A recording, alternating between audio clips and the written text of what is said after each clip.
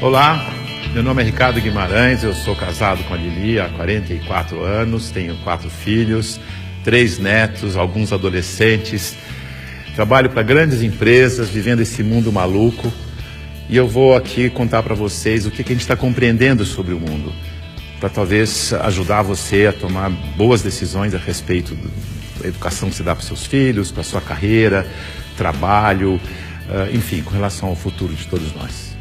Olha isso aqui. Esse desenho, ele significa o que está acontecendo com o mundo. Parece um cardiograma, mas não é um cardiograma.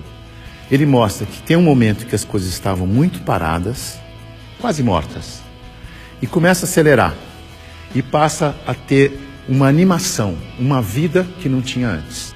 Tudo ficou acelerado. Sabe por quê? Por causa da tecnologia de informação e comunicação.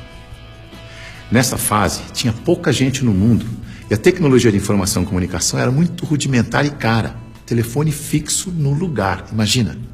Demorava muito para as coisas acontecerem.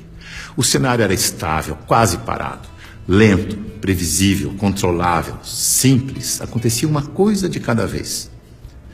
Nessa fase, criamos instituições com hierarquias poderosas que controlavam o mundo. E nós nos sentíamos muito seguros, porque tudo permanecia igual por muito tempo. O indivíduo se submetia ao grupo, abria mão da sua individualidade, aprendia a regra do jogo e a vida seguia em frente. Isso deu certo por um bom tempo. Aí, com mais gente no mundo e com uma tecnologia de informação e comunicação mais poderosa e mais barata, todo mundo tomando decisão o tempo todo, numa velocidade absurda, o mundo começou a ficar instável, dinâmico, rápido, imprevisível, transparente, fora de controle, complexo. E nessa dinâmica toda, além da instituição, surge um novo personagem muito poderoso. O indivíduo conectado em rede, que acessa tudo e a todos o tempo todo. Mobiliza pessoas, trabalha, produz conhecimento sem precisar das estruturas e da permissão das instituições. Aquelas instituições hierárquicas e controladoras estão tendo que aprender a lidar com esse novo cenário, com esse novo indivíduo mais conectado, mais livre, mais móvel, mais bem informado e crítico. O mundo mudou tanto que pessoas de muito sucesso naquele cenário estão tendo muita dificuldade para manter seus negócios e empregos nos dias de hoje. Eu vou contar a história de um executivo muito importante, de uma organização global, poderosa, que estava tendo problemas enormes. Prejuízo, perdendo o mercado em todos os países em que tinha operação. Tinha brigas políticas internas entre departamentos, entre regiões, escândalos públicos, corrupção no financeiro e tudo acontecendo ao mesmo tempo com toda essa transparência ao vivo e a cores do tempo real. Esse grande executivo viu aquele cenário e disse: eu não dou conta dessa complexidade, dessa velocidade, dessa transparência toda. Eu me demito. Aqui está ele. É o nosso querido Bento. O Bento foi sucedido por um outro executivo, que parece que foi feito sob encomenda para lidar com essa época de tanta inovação, onde o indivíduo tem que ser mais autônomo, mais senhor de si, não se submeter à instituição, mas, pelo contrário, liderar a instituição. Chico aceitou o desafio. Aqui está ele, de um jeito fácil de comparar e ver a diferença entre ele e o Bento. Veja que o Bento está arcado, submetendo ao protocolo e às regras da instituição. O Chico está mais senhor de si. Para ele ajudar a igreja, ele tinha que mudar a igreja. Para mudar a igreja, ele tinha que criticar e propor novas maneiras de fazer as coisas. Porque do jeito que deu certo no passado, não era o jeito que ia dar certo no novo cenário. E ele começou a criticar e a mudar tudo usando o discernimento, o bom senso e os seus valores, que são os mesmos da instituição. A cadeira, por exemplo. Ele pediu uma cadeira mais simples, mais leve, mais prática, que ele mesmo pudesse carregar. A roupa. Uma roupa que fosse fácil de vestir, leve, simples e confortável. O discurso. Ele não queria que alguém escrevesse o discurso para ele. Ele mesmo ia fazer o discurso com as palavras dele.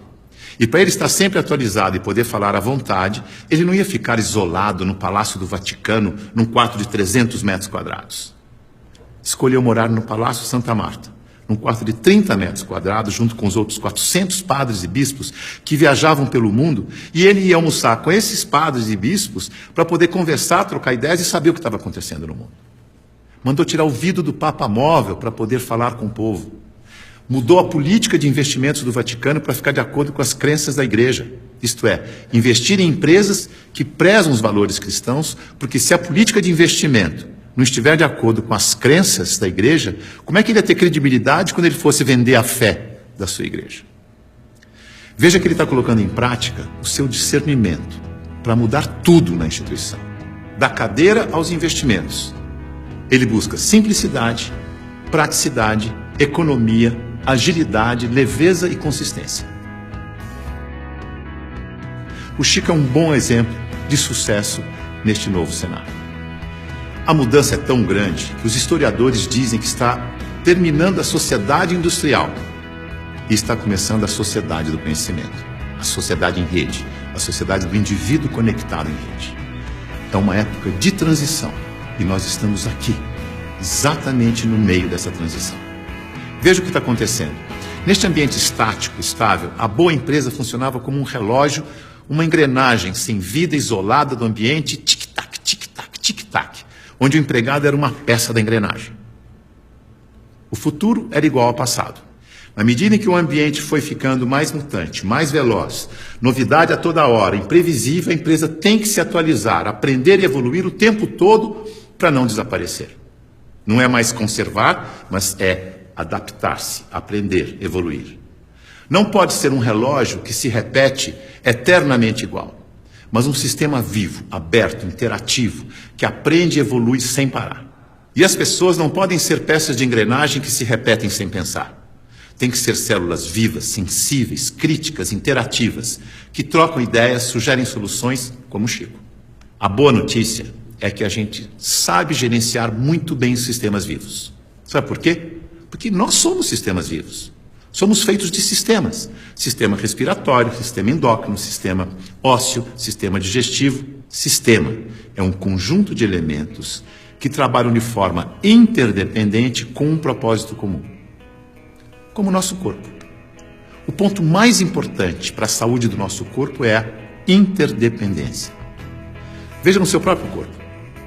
Nossos órgãos trabalham de forma interdependente, sempre em busca do equilíbrio do corpo. Esse é o propósito. Se um órgão declara independência, e isso se chama câncer, o corpo entra em colapso. A integração entre os órgãos desaparece. A energia do corpo se esvai, não consegue mais interagir com o ambiente, nem reagir aos estímulos. Como sistema aberto, ele vai sucumbir ao cenário. Então, se você quer trabalhar numa empresa de sucesso neste cenário, ajude a funcionar como um sistema vivo aberto. Você sabe, porque você é um sistema vivo aberto. Mas aqui vão algumas dicas para ajudar. Use o seu discernimento, seu bom senso e intuição. Confie em você. Promova a integração e a interação, onde você estiver. Seja sensível a informações relevantes para aperfeiçoar seu trabalho e a empresa. E o mais importante de tudo, reconheça que a realidade é interdependente. E por isso precisa da participação de cada um e de todos para resolver os seus problemas. Lembre-se, a boa gestão da interdependência garante a boa saúde do seu corpo e da corporação. Mais uma dica, não deixe as pessoas confundirem autonomia com independência. Autonomia significa que você tem consciência de que faz parte de um todo maior e por isso você pode falar pelo todo. Por isso pode ocupar cargos de responsabilidade na hierarquia. Independência é quando você não se reconhece como parte do todo e olha só para a sua parte, colocando o todo do sistema em risco de colapso. Independência ou morte deu certo no século passado. Neste século, o certo é interdependência ou morte. Veja a evolução das relações na empresa e no mercado. No começo, a hierarquia era absoluta. Poucos mandavam e todos obedeciam como crianças obedientes. Não tinha concorrente, mas precisava de canal para vender. Depois, a empresa cresce, a hierarquia permanece, mas as áreas passam a ter seus chefes. As crianças ficaram jovens e, como jovens, andam em tribos. Nós versus eles. As áreas competem o tempo todo porque precisam se afirmar como jovens. Essa é a fase da independência ou morte. No mercado, o concorrente aparece e obriga a empresa a olhar para o consumidor. Hoje, a competição continua, mas vai ter que conviver com a cooperação para sobreviver nesse mundo mais veloz e mutante, em que a interdependência fica cada vez mais importante. Temos que amadurecer como indivíduos e olhar para o nosso interesse pessoal e do todo ao mesmo tempo. O Papa Chico, quando falou do meio ambiente na sua encíclica, ele não falou com os cristãos apenas. Ele falou com todos que vivem neste planeta, que ele chamou de a nossa casa. É isso aí.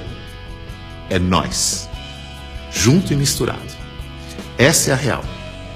Esse é o futuro, com as pessoas mais valorizadas, mais bem informadas e fazendo melhores escolhas para suas vidas. Boa sorte.